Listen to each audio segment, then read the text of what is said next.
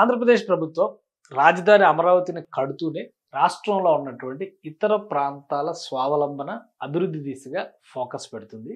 అందులో ముఖ్యంగా రాయలసీమను మ్యానుఫ్యాక్చరింగ్ హబ్ చేయడము, అలానే విశాఖ తీరాన్ని ఐటీ హబ్, ఫైనాన్షియల్ హబ్, ముఖ్యంగా మ్యారిటైమ్ ట్రేడ్కి సంబంధించినటువంటి కేంద్రంగా మలిచేటువంటి ప్రయత్నం చేస్తుంది. ఇప్పుడు ఇందులో భాగంగానే విశాఖకి రావడానికి ఒక కొత్త కంపెనీ ప్రణాళికలను సిద్ధం చేస్తోంది. ఆంధ్రప్రదేశ్ ప్రభుత్వంతో సంప్రదింపులు జరుపుతోంది.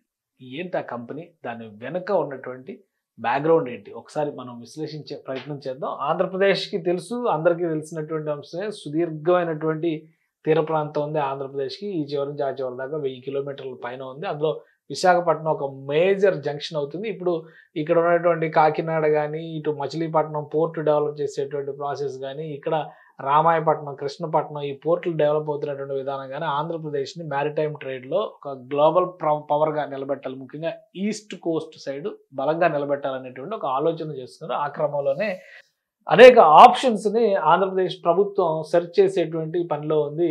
ఆ సెర్చ్లో భాగంగా డిపి వరల్డ్ అనేటువంటి ఒక సంస్థ ఆంధ్రప్రదేశ్లో తమ కార్యకలాపాలను ప్రారంభించడానికి ఆసక్తి చూపిస్తున్నట్టుగా సమాచారం వస్తుంది. ప్రభుత్వం దగ్గరికి ఇప్పటికే ప్రతిపాదనలు చేరుకున్నాయి. ఇది దుబాయ్కి చెందినటువంటి షిప్పింగ్, ట్రేడింగ్, లాజిస్టిక్స్ కంపెనీ.